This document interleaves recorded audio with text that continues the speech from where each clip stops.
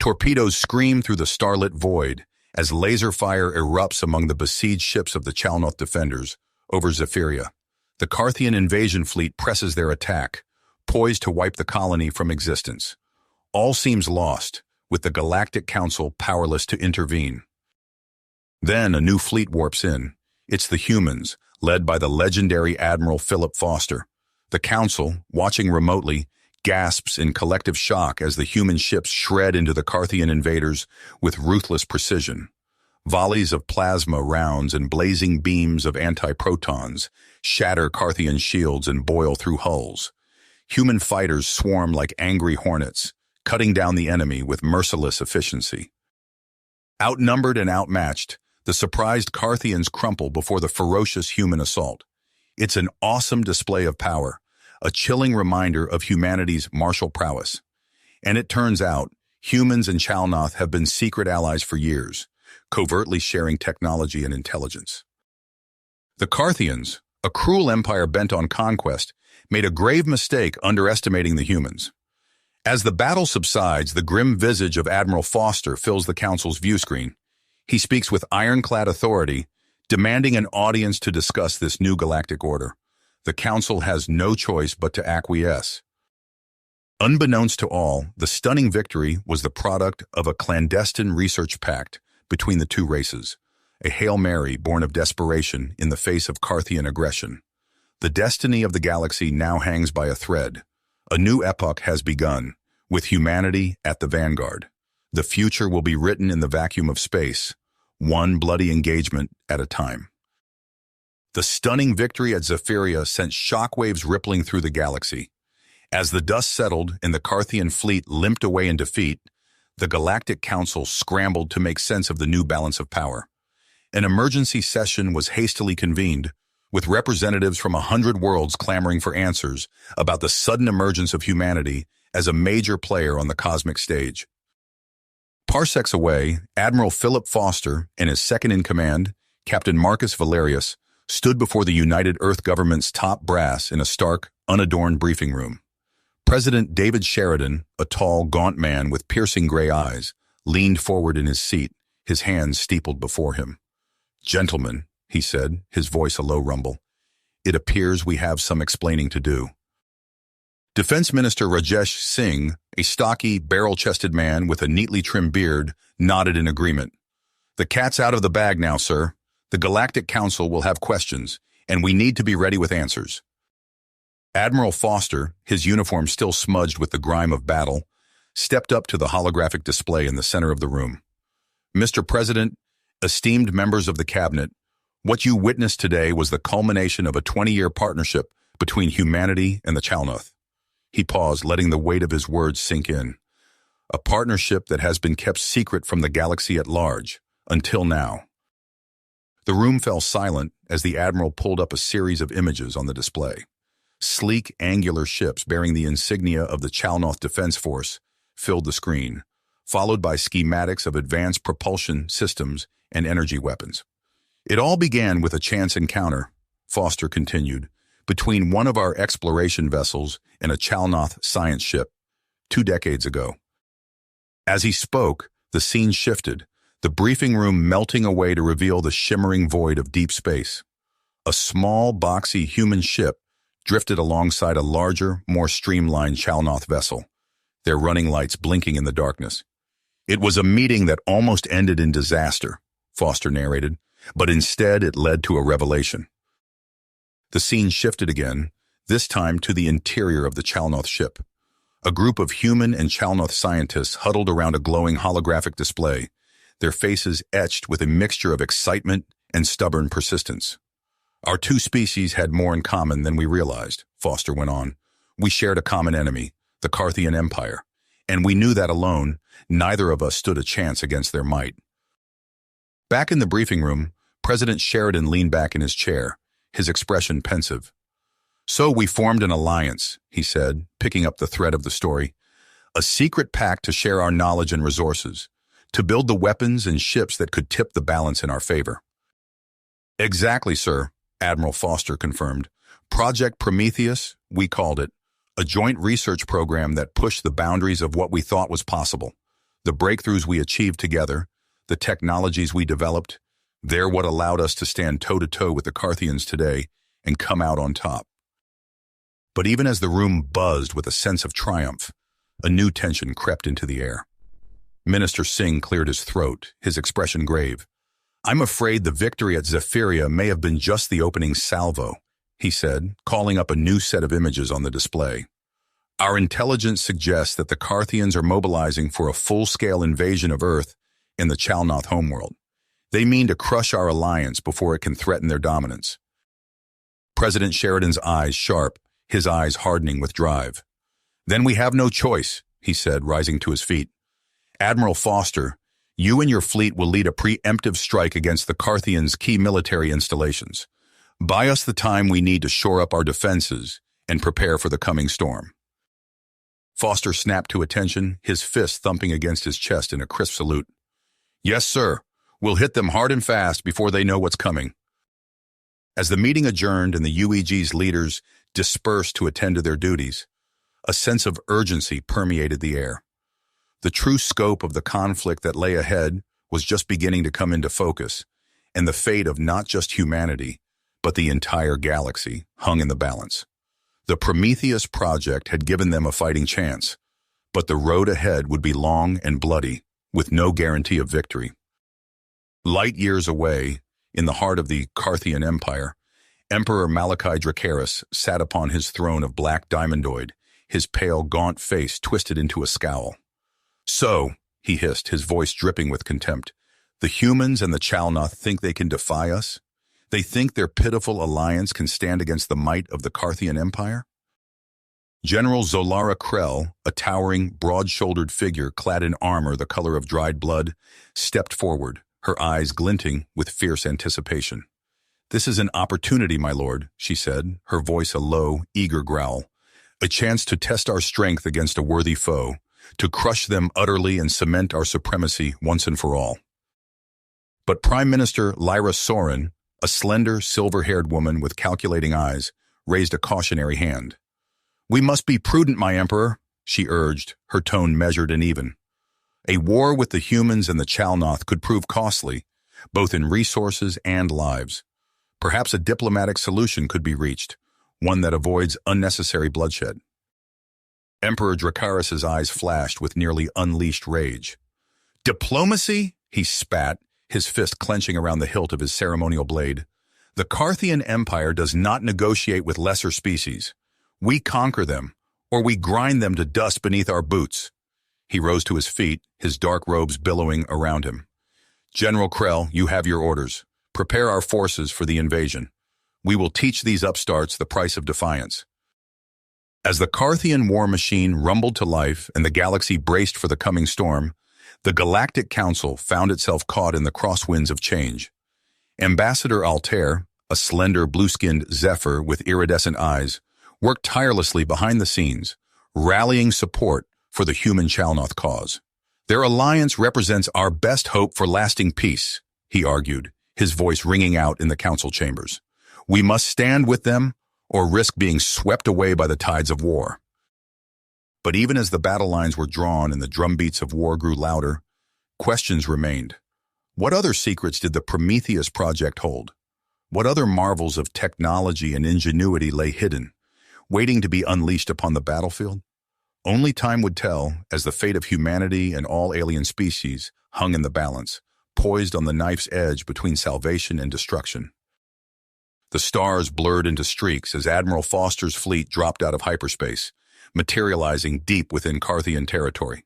The bridge of the UES Invictus thrummed with nervous energy as officers manned their stations, fingers hovering over holographic controls. "Stealth systems engaged, Admiral," reported Lieutenant Commander Zhang, her voice barely above a whisper. "We're running silent." Foster nodded, his steel-gray eyes fixed on the tactical display. A cluster of red icons representing Carthian military installations glowed ominously. "All ships commence Operation Thunderbolt," he ordered, his voice firm and steady. The human Chalnoth fleet split into pre-assigned strike teams, each targeting a vital piece of Carthian infrastructure. Foster watched as the Invictus led its group towards a massive orbital shipyard, its skeletal framework overflowing with half-finished warships. "Weapons free," Foster commanded. "Hit them hard and fast." The void erupted in silent fury as the Allied ships unleashed a devastating barrage. Precision-guided missiles and energy beams sliced through the shipyard's defenses, igniting fuel cells and rupturing power cores. Secondary explosions blossomed in zero-G, spewing debris and vaporized metal into space. Similar scenes played out across Carthian space as Foster's fleet systematically dismantled key military assets. Supply depots detonated in spectacular fireballs, weapons factories crumbled under pinpoint strikes, and communication arrays shattered into clouds of twisted metal. As quickly as it began, the attack was over. Foster's fleet regrouped and vanished into hyperspace, leaving chaos in their wake. The admiral allowed himself a grim smile of satisfaction, knowing they had dealt the Carthian war machine a crippling blow. But victory was short-lived. Within hours, reports flooded in of massive Carthian retaliation. General Zolara Krell, her face contorted with rage, led a vengeful assault on human and Chalnoth border worlds. The Carthian onslaught was brutal and indiscriminate, reducing entire cities to ash and leaving millions dead or displaced. Foster clenched his fists as he watched footage of the devastation, his earlier triumph turning to ashes in his mouth.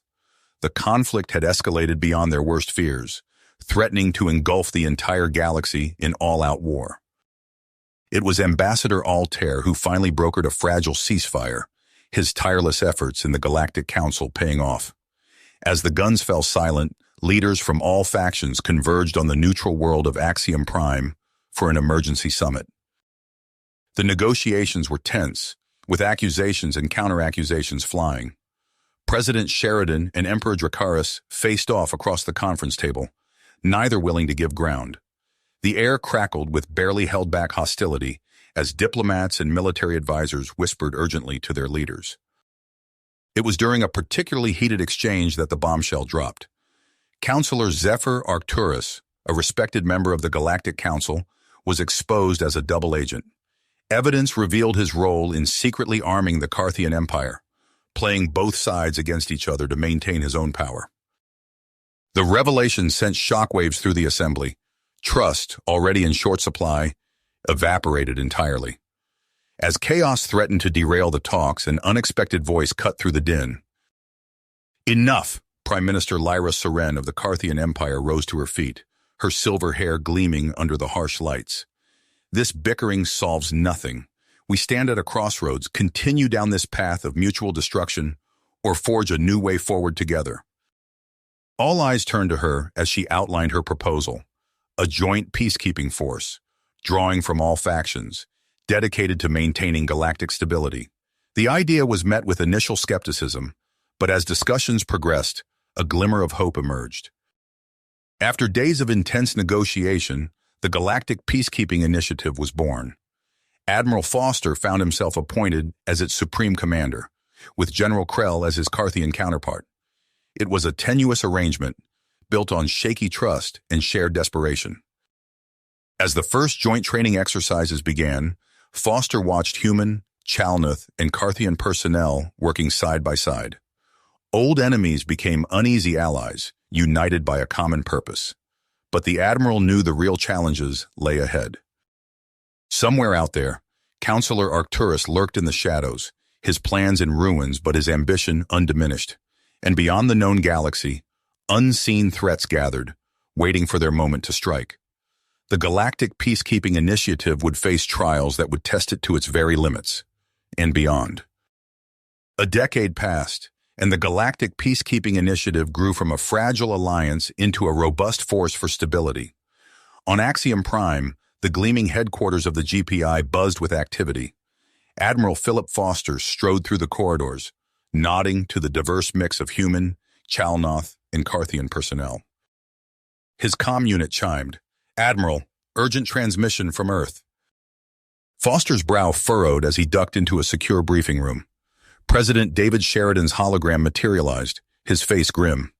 "Philip, we've got a situation. Counselor Arcturus has resurfaced." The name sent a chill down Foster's spine. "Where?" He's leading something called the Puritan Order. Our intel suggests. The transmission cut off abruptly as the room shook violently. Alarms blared. Foster sprinted to the command center, dodging falling debris. General Zolara Krell, his Carthian counterpart, was already there, barking orders. Multiple impacts across the complex. We're under attack. Foster's fingers flew across the tactical display. It's a coordinated strike. We need to evacuate now. They fought their way through chaos and smoke, rallying survivors. As they reached the evacuation zone, a massive explosion rocked the building.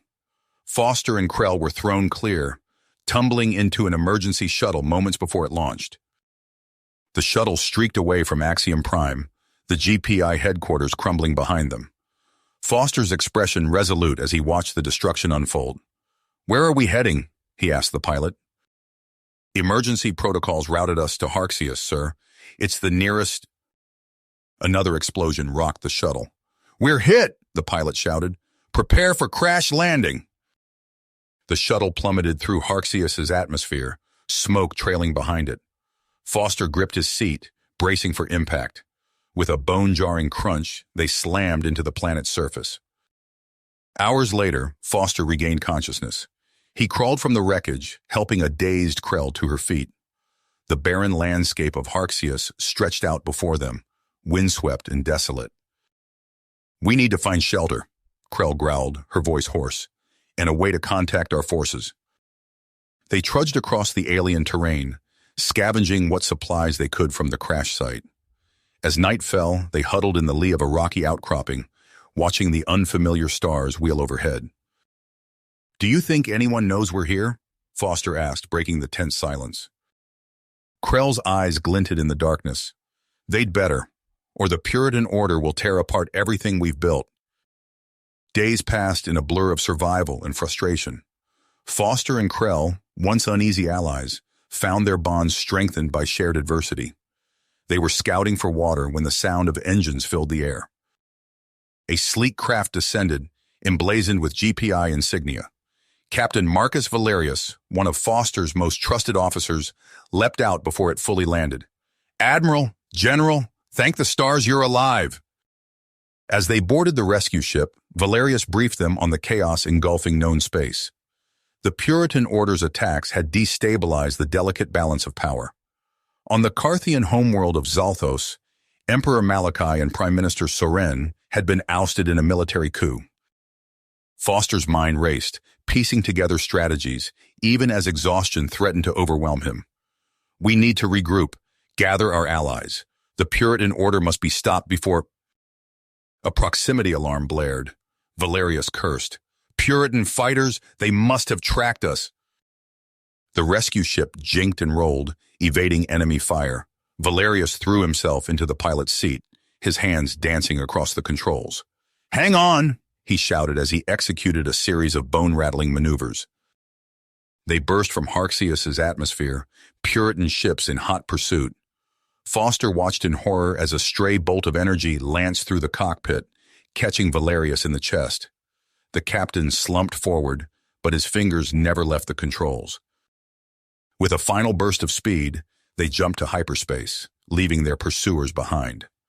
As the adrenaline faded, Foster turned his attention to the grievously wounded Valerius. "Stay with us, Marcus," he urged. "That's an order." The ship streaked towards Earth, carrying with it the hopes for galactic stability and the grim reality of the challenges that lay ahead. The Puritan Order had made its move. Now it was time for the allies of peace to respond in kind. The rescue ship streaked through hyperspace, its hull scarred from the recent firefight. Inside, Admiral Foster worked frantically to stabilize Captain Valerius, whose breathing came in ragged gasps. "Stay with us, Marcus," Foster urged, applying pressure to the wound. "That's an order." General Krell materialized at his side, her scaled hands deftly assembling a makeshift medkit. "Here," she growled, passing him a vial of coagulant. "This should slow the bleeding." As Foster administered the treatment, the ship's comm crackled to life. "Incoming transmission from Earth, sir. It's President Sheridan." Foster nodded grimly. "Put him through." The holographic display flickered, revealing Sheridan's haggard face. "Philip, thank God you're alive. We have a situation. The Puritan Order has acquired Prometheus technologies." Foster's blood ran cold. "How is that possible?" "We're still piecing it together, but the implications are catastrophic. I'm convening an emergency council with the Chalnoth and loyal Carthian factions. We need you here, now." The transmission cut out as the ship dropped out of hyperspace, Earth's familiar blue orb filling the viewscreen. Foster turned to Krell, his expression grave. "This changes everything." Hours later, Foster stood before the assembled council, the weight of recent events etched on his face. Representatives from the Chalnoth Confederation and Carthian loyalists shifted uneasily in their seats as accusations flew. "How could humanity allow this to happen?" demanded the Chalnoth ambassador, Altair, his iridescent eyes flashing.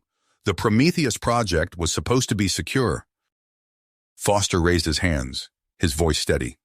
"We've maintained the strictest protocols for decades, but clearly there are traitors in our midst. The threat we face now concerns us all." General Krell, standing at attention beside him, nodded in agreement. "We must put aside our differences and strike back against the Puritan Order before it's too late." Altair's mandibles clicked in agitation.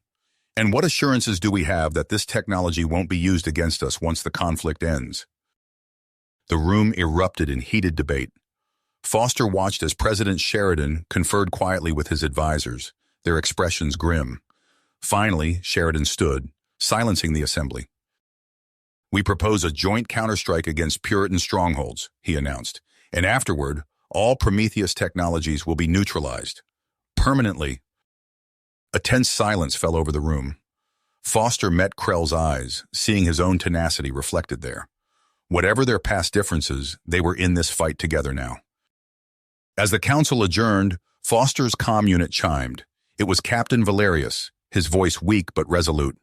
"Sir, I have intel on Arcturus's location, a secret base on Tartarus." Foster's mind raced. "Assemble a strike team, Marcus. We're going in." The next hours were a blur of preparation. Foster coordinated with Krell to mobilize their combined fleet, while Valerius led a covert team to infiltrate Tartarus. As they made their final jump to the Delphi Quadrant, Foster addressed his crew. "We face an enemy that threatens everything we've built," he said, his voice carrying across the comm channels. "But together, we are stronger than any technology they've stolen. Today, we fight for the future of the galaxy itself."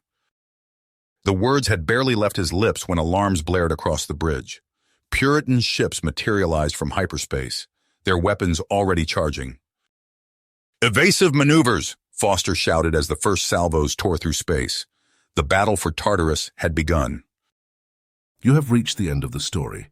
If you enjoyed this story and want to support us, please leave a like and subscribe to our channel, and for every comment that says 88, I will heart every single one of them. Thank you for your time.